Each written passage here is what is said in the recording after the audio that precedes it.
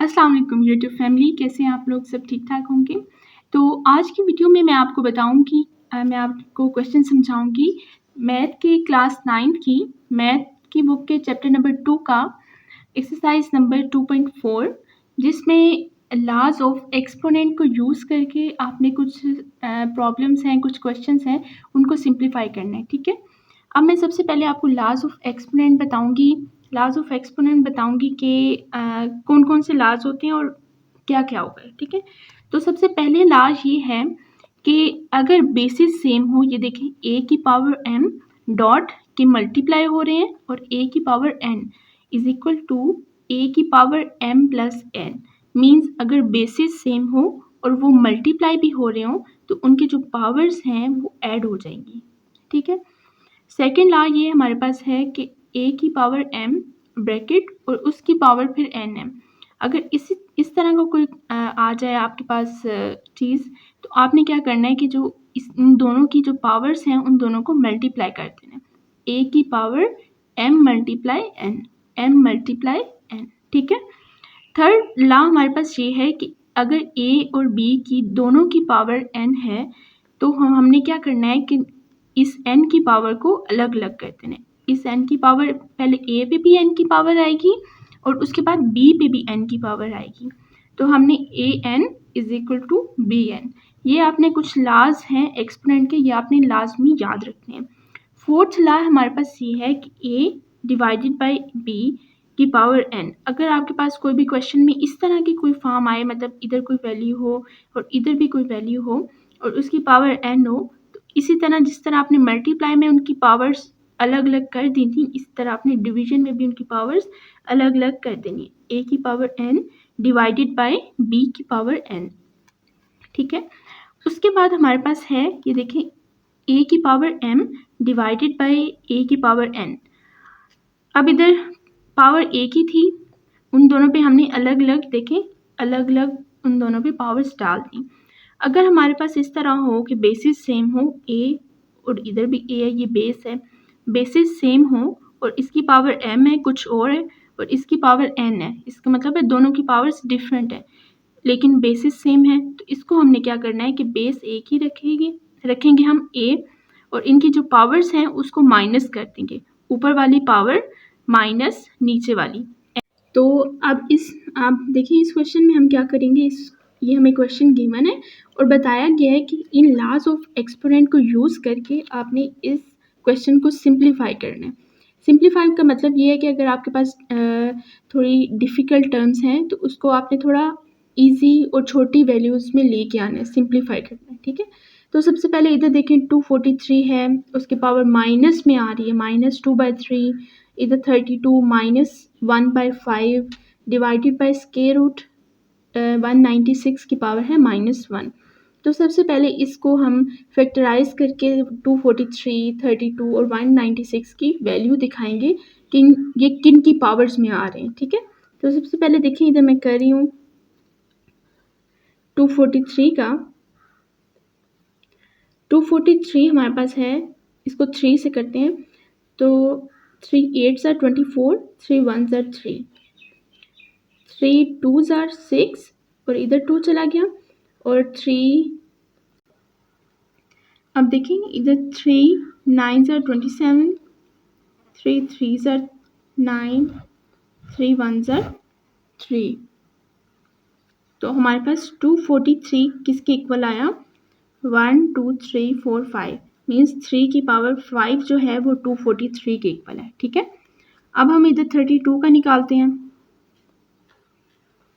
32 किसके इक्वल है? इसको हम 2 से करते हैं।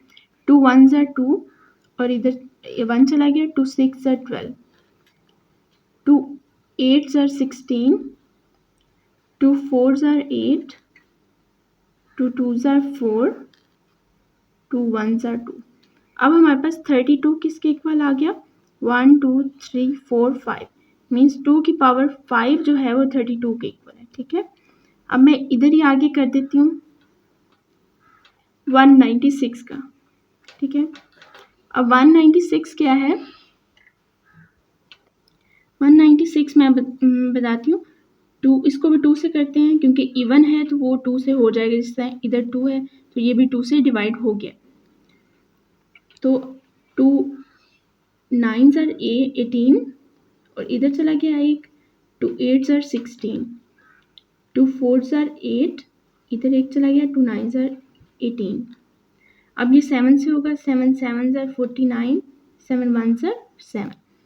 तो अब इधर मैं ये देखें 196 जो है वो किसके इक्वल हो गया, 2 की पावर 2 मल्टीप्लाई 7 की पावर 2, 1 और 2, 7 की पावर भी 2 है। अब हम ये जो हमने पावर्स निकाली हैं इसको हमने इनकी जगह पुट कर देना है। 243 की जगह हमने पुट कर देना है 3 की पावर 5, 32 की जगह हमने पुट कर देना है 2 की पावर 5, 196 की जगह हमने पुट कर देना है 2 की पावर 2 मल्टीप्लाई 7 की पावर 2। अब इधर देखें जो मैंने आपको बोला था वो हमने इधर पुट कर देना है। 243 में हमने पुट करना है 3 की पावर 5, ये आपको मैं दिखा रही हूँ। 243 किसके इक्वल है, 3 की पावर 5 के, ठीक है। यही हमने इधर पुट करना है। पावर ऊपर वैसे ही रहेगी -2/3, ठीक है। 32 की जगह हमने लिखना है 2 की पावर 5, 2 की पावर 5 पावर ऐसे ही रहेगी -1/5 डिवाइडेड बाय, और 196 किसके इक्वल है, 2 की पावर 2 मल्टीप्लाई 7 की पावर 2, 2 की पावर 2 मल्टीप्लाई 7 की पावर 2, और स्क्वायर रूट की वैल्यू क्या होती है 1/2। तो जब -1 मल्टीप्लाई 1/2 ये मल्टीप्लाई हो जाएंगे, ठीक है। स्क्वायर रूट की जगह हमने 1/2 इसकी पावर में लिख दी। अब देखिए हम क्या करेंगे, 3 की पावर ये 5 जो है इसमें अब ये ला इस्तेमाल होगा, मैं आपको इधर साइड्स पे मेंशन कर देती हूँ। ये वाला ला, अगर a की पावर m हो उसकी ऊपर भी पावर n हो तो a की पावर m इंटू n हो जाए। तो अब हमने इनके 5 को -2 से मल्टीप्लाई करना है, ठीक है, -10 डिवाइडेड बाय 3। अब इसी तरह ये 2 इसको 5 को -1 से मल्टीप्लाई करें, -5 डिवाइडेड बाय 5, ठीक है, डिवाइडेड बाय, अब ये हमारे पास है 2 square multiply 7 square -1 divided by 2, ठीक है। तो अब इधर देखें 3 की पावर है -10 डिवाइडेड बाय 3। अब ये इधर जो है 5 से कैंसिल हो जाएगा, इसकी पावर 2 की पावर -1 रह जाएगा, ठीक है, डिवाइडेड बाय, अब ये पावर इस पे भी जाएगी, ठीक है। जिस तरह ये मैंने आपको बताया था, दो चीज़ें अगर मल्टीप्लाई हो रही हूँ वो मैं लॉ ऑफ एक्सपोनेंट इधर लिख देती हूँ। a और b के ऊपर अगर पावर n हो तो a के ऊपर भी पावर n जाती है और b के ऊपर भी पावर n जाती है, ठीक है। ये लॉ ऑफ एक्सपोनेंट यूज़ करते हैं अब हम इस जगह पे। 2 की पावर 2 इसके ऊपर -1/2, ठीक है, और उसके बाद 7 की पावर 2 इसके ऊपर भी -1/2 हो जाएगा। 2 जो है ये इधर -1 से मल्टीप्लाई होगा तो क्या बनेगा, -2 डिवाइडेड बाय 2, और ये 2 भी -1 से मल्टीप्लाई होगा तो 7 की पावर क्या बन जाएगी, -2 डिवाइडेड बाय 2, ठीक है। अब इस तरह ये भी 2 और ये भी 2 कैंसिल हो जाएगा, ये भी और ये भी कैंसिल हो जाएगा, ठीक है। तो क्या बन जाएगा, 3 की पावर -10/3, 2 की पावर -1, इधर भी 2 की पावर -1 और इधर 7 की पावर -1, ठीक है। अब ये ऊपर भी 2 की पावर -1 है, ये भी और ये भी। इधर वो जो ला है एक्सपोनेंट का कि अगर a की पावर -n हो तो उसको पॉजिटिव करने के लिए हम 1/a की पावर n कर देते हैं। अब इसको भी हम ऐसे ही करेंगे, है 3 की पावर -10/3 और 7 डिवाइडेड बाय 7 की पावर -1। अब पावर्स को पॉजिटिव बनाने के लिए हम इनको 1/3 की पावर 10/3 डिवाइडेड बाय 1/7 की पावर 1 इस तरह हम बना लेंगे, ठीक है। अब हम क्या करेंगे कि 1/3 की पावर 10/3, इसको जब हम 1/7 को जब हम मल्टीप्लाई करेंगे, ठीक है, मल्टीप्लाई करेंगे तो ये रेसिप्रोकल हो जाएगा, 7 की पावर 1 ऊपर चला जाएगा और 1 नीचे आ जाएगा, ठीक है। तो हमारे पास अब क्या आएगा कि 7 की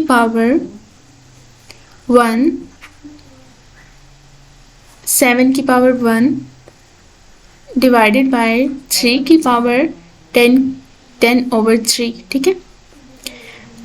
अब हमने क्या करना है, ये देखिए मैं साइड पे आपको लिख के बताती हूँ कि अब हम इसमें एक लॉ ऑफ एक्सपोनेंट यूज़ करेंगे। अगर a की पावर, मैंने आपको बताया था a की पावर m हो डॉट a की पावर n हो तो m प्लस n हो जाएगा, उनकी पावर्स बेसिस सेम हो तो पावर्स ऐड हो जाती हैं, ठीक है। अब हम इसी तरह करेंगे कि जो 3 की पावर 10 है उसको हम एक तरह का डिवाइड करके लिखेंगे। वो मैं आपको बताती हूँ कि 3 की पावर 10 जो है वो किसके इक्वल होगा, 3 की पावर 9 मल्टीप्लाई 3 की पावर 1, मतलब बेसिस हमने सेम रखी हैं। बेसिस जब हम सेम रखेंगे तो पावर्स ऐड हो जाएंगी, ये पावर्स ऐड हो गई। अब इसी चीज़ को हमने 3 की पावर 10 वाली जगह पे पुट कर देना, 3 की पावर 9 डॉट 3 की पावर 1 को। तो 3 की पावर 9 डॉट 3 की पावर 1 ये हमने 3 की पावर 10 की इक्वल लिख दिया और साथ 1/3 जो पावर है वो हमने साथ ही लिख दी है। अब ये भी एक लॉ ऑफ एक्सपोनेंट में आ जाता है कि अगर a और b दोनों के ऊपर पावर n है तो वो उसको अलग अलग करके लिखते हैं। तो हमने इधर लिखते हैं कि 3 की पावर 9 के ऊपर भी 1/3 है और 3 की पावर 1 के ऊपर भी 1/3 है। ये लॉ ऑफ एक्सपोनेंट जो यूज़ हुआ है वो मैं साथ मेंशन कर रही हूँ।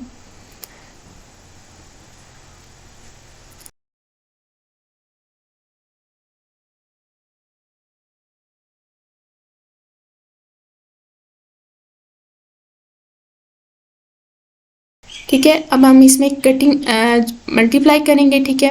7/3 की पावर 9/3, 9 1 ज़र 9/3 डॉट 3 की पावर 1/3।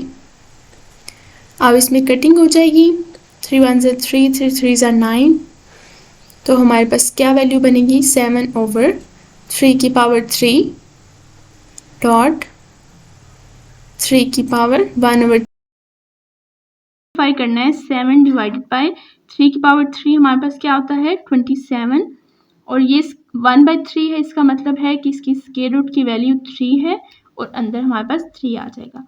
तो ये हमारे पास फाइनल आंसर हो गया इस क्वेश्चन का, जो हमने सिंप्लीफाई करके बना दिया है by using law of exercise का क्वेश्चन नंबर 1 का पार्ट 3 सॉल्व करने वाली हूँ। इसमें देखें a डिवाइडेड बाय b की पावर -3 वाला इसमें लॉ ऑफ एक्सपोनेंट यूज होगा, ठीक है। अब हम इसमें a की power n divided by b की पावर n, मींस पावर दोनों पे है तो वो अलग अलग दोनों पे आ जाएगी, a के ऊपर भी पावर आ जाएगी और b के ऊपर भी। अब इसी तरह हम पहले ऊपर वाली वैल्यू लिखेंगे, उसके ऊपर पावर अलग करेंगे, फिर नीचे वाली वैल्यू लिखेंगे, उसके ऊपर पावर अलग करेंगे, ठीक है। x की पावर -2, y की पावर -1, z की पावर -4 के ऊपर पहले -3 डाला, उसके बाद x की पावर 4, y की पावर -3, z की पावर 0, उसके ऊपर -3 डाल दिया, ठीक है।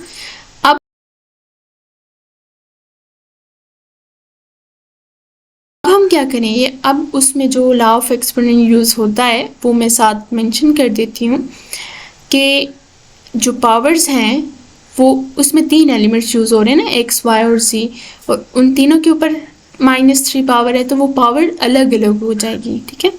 ये जो मैं ब्लू से सॉल्व कर रही हूँ ये सॉल्यूशन है, वो जो मैं ब्लैक में साथ मेंशन कर रही हूँ वो हमारे पास जो लॉ ऑफ एक्सपोनेंट यूज़ हो रहे हैं उस जगह पे वो मैं साथ साथ मेंशन कर रही हूँ, उसको अपने क्वेश्चन का पार्ट नहीं समझना, ठीक है। अब जो मैं लॉ ऑफ एक्सपोनेंट यूज़ कर रही हूँ पावर वाला, वो मैं इधर लिख रही हूँ कि अगर a की पावर, ये देखें a b की पावर n, तो हमारे पास a के ऊपर भी n पावर आ जाएगी और b के ऊपर भी। इसी तरह ये जो पावर है -3, ये हर एक एलिमेंट पे अलग अलग चली जाएगी, ठीक है। अब इधर देखें x की पावर -2 के ऊपर पावर -3 आएगा, y के ऊपर -1 के ऊपर -3 आएगा, उसके बाद z की पावर के ऊपर -4 और उसके ऊपर भी -3 आ जाएगा। ठीक है, पावर्स अलग अलग आ जाएंगी। इसके ऊपर भी ऐसे ही, x की पावर 4 पावर -3, y की पावर -3 की पावर -3 और z की पावर 0 के ऊपर -3। अब हमारे पास जो लॉ ऑफ एक्सपोनेंट यूज हो, a की पावर m इंटू n क्या बन जाएगा, a की पावर m इंटू n। ठीक है, पावर्स मल्टीप्लाई हो जाएंगी आपकी। अब देखिए पावर्स मल्टीप्लाई करते हैं तो क्या बनेगा, x की पावर 3 2 ज़ार 6 और साथ माइनस माइनस क्या हो जाएगा, प्लस, प्लस 3 2 ज़ार 6, आगे y आ जाएगा, उसकी क्या माइनस माइनस प्लस 3 1 ज़ार 3।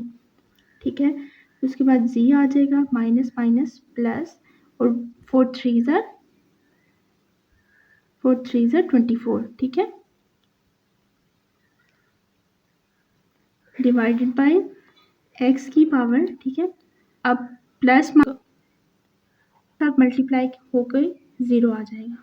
ठीक है, अब इसमें अब जो लॉ ऑफ एक्सपोनेंट यूज होगा वो ये है कि अगर a की पावर m हो डिवाइडेड बाय a की पावर n हो तो क्या करेंगे, a की पावर m माइनस n कर देंगे।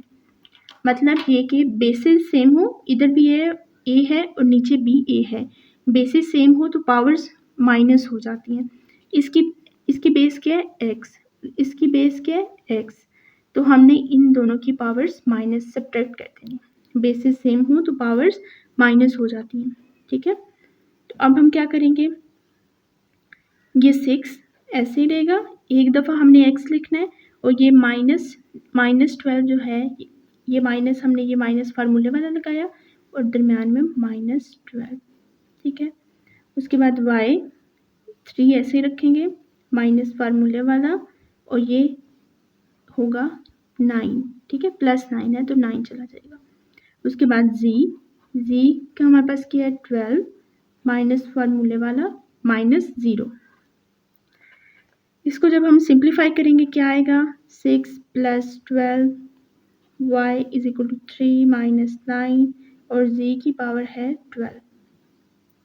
जब हम सिंप्लीफाई करेंगे तो क्या बन जाएगा, इधर देखिए, x की पावर 18, y की पावर -6 और z की पावर 12। इधर मैं लिखती हूँ, क्या बन गया हमारे पास आंसर, x की पावर 18, उसके बाद y था हमारे पास, हाँ, y की पावर है -6 और z की पावर है 12। अब हम इसको थोड़ा और सिंप्लीफाई कर लेते हैं कि जिसकी पावर नेगेटिव में है वो नीचे चला जाएगा। ठीक है, x की पावर 18 भी हमने पॉजिटिव वाला ऊपर रखा, z की पावर 12 भी ऊपर रखा, डिवाइडेड बाय y की पावर 6। तो ये हमारे पास फाइनल आंसर हो गया जो हमने लॉज ऑफ एक्सपोनेंट को यूज़ करके सिंप्लीफाई करके बनाया है। ठीक है, तो ये हमारे पास 2 क्वेश्चंस मैंने आपको सॉल्व करके बता दिए। देखिए, सबसे पहले मैंने आपको लॉज ऑफ एक्सपोनेंट का बताया है, उसके बाद मैंने आपको क्वेश्चन नंबर 1 सिंप्लीफाई करके बताया, उसमें जो जो लॉज ऑफ एक्सपोनेंट यूज़ होते हैं वो साथ साथ मैंने मेंशन कर दिए। उसके बाद ठीक है, ये पहला क्वेश्चन यहाँ तक सॉल्व हो गया। उसके बाद हमने क्वेश्चन नंबर थर्ड लिए तो इसमें जो जो लॉज ऑफ एक्सपोनेंट यूज़ हुए हैं वो मैंने ब्लैक से मार्क कर दिए, ये ब्लू से सारा क्वेश्चन सॉल्व हुआ है और यहाँ पे हमारे पास क्वेश्चन नंबर 2 भी एंड होता है। So thank you so much for watching this video. So please like, share and subscribe my channel. And if you want to solve any other question, so please leave a comment and I will make sure to make video on your topic. So thank you so much.